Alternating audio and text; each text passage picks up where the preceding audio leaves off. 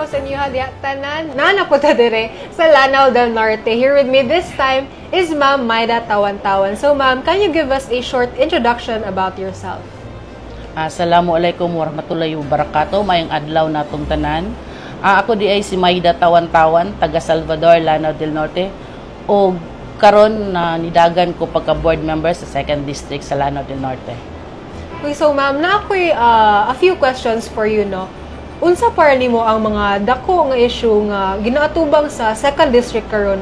Ug unsaon nimo kini pagtubag kung mapili ka? Actually, sa akong nakita, wala man kitay dakong issue diri sa Lanao del Norte. Kay tungod kini sa pagpando o pagdumala sa ato ang mga leader sama sa atong congressman Khalid Dimapuro o sa ato ang congressman po sa 2nd District si Congressman Amina Dimapuro o uban sa atong governor nga si Ma'am Angging Quebranza Dimapuro. Okay, so ma'am, na ba yung mga program or mga projects nga tanaw nimo makapaunlad sa kinabuhi sa mga tao diri sa Lanao del Norte? Actually, ang Lanao del Norte is akong nakita daghan silang livelihood na gikahatag sa mga kababaihan na daghan silang nahatag ng mga livelihood nga nakapa-improve sa panginabuhi, pang-adlaw-adlaw na panginabuhi sa mga katawan sa Lanao del Norte. Unsa ang imo mga personal advocacies or goals nga imong gusto ma-achieve in the coming years para sa imong distrito?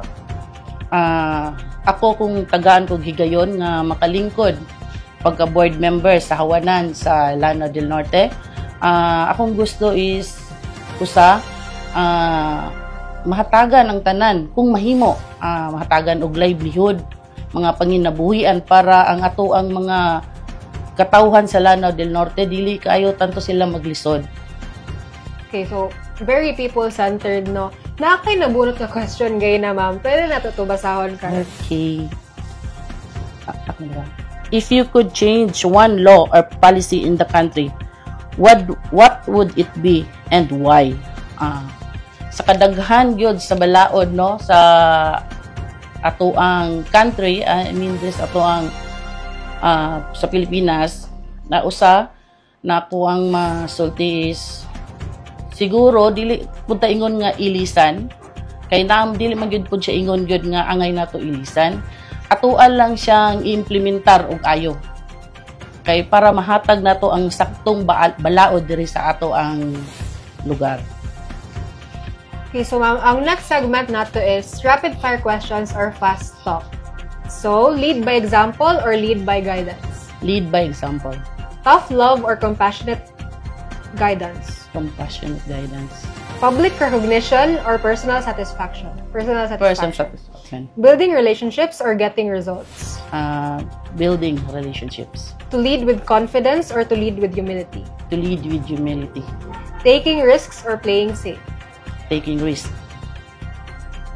Big picture planning or day-to-day focus? Day-to-day focus.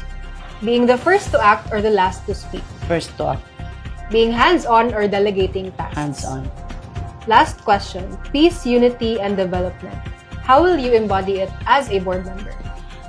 Sa akong giingon, kung mahatagan ko gigayon, makalingkod sa Hawanan sa saguniang panlalawigan.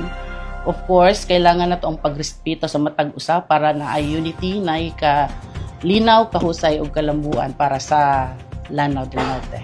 Thank you very much, Ma'am Maida. Na ba kay gusto ingon sa atong mga nagtanaw sa atong mga video?